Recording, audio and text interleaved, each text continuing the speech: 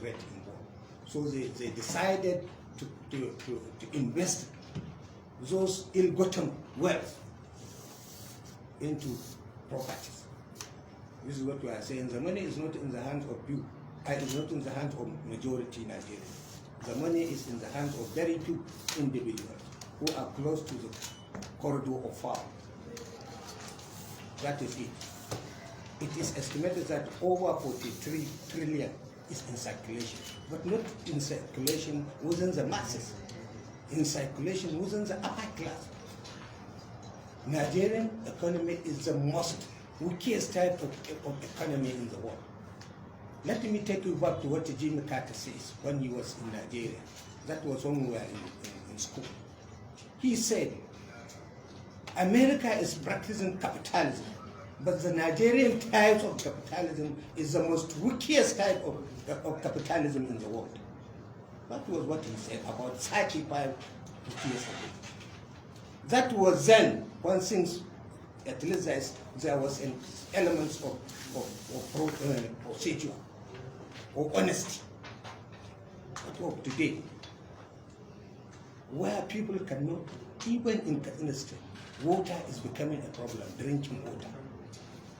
While billions of naira is being siphoned, looted.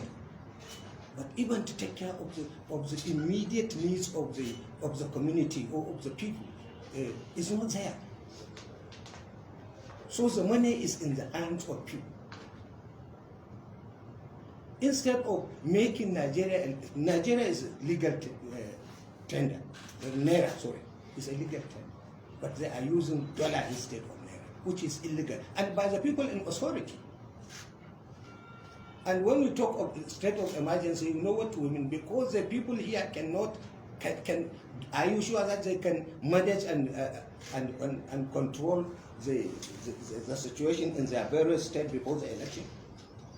We are saying things must be put in order before the election. That is why we are calling for state of emergency. Let them put their houses in order. Let them secure a better condition for a better election.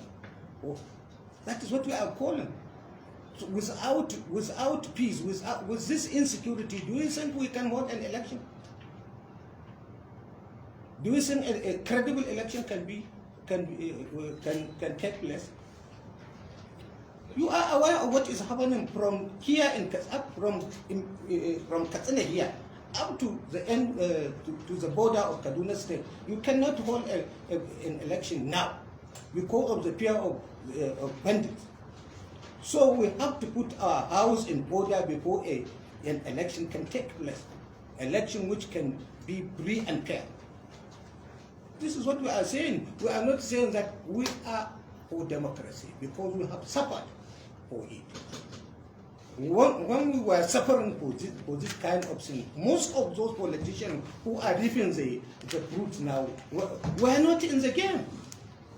Some of them were even outside.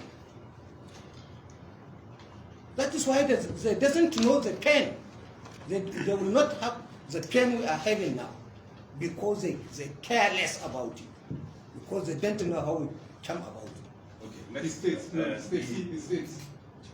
We have mentioned last week. You have the paper last week. We mentioned the state. I was on there. Okay, so you are not there. So your colleague can. Okay, a follow-up. Okay, Sadama. So if we declare, okay, my name is Sadama Francis, right for this day. So if we declare a state of emergency, I think you know better than we do. There are certain things that we know for.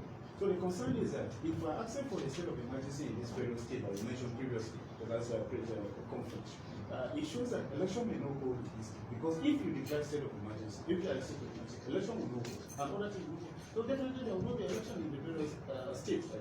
I think I'm only repeating. I am only repeating what I said earlier.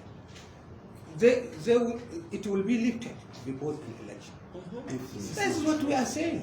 You didn't read last week press conference. Said for 6 months. For 6 months. Election is now about 8 months.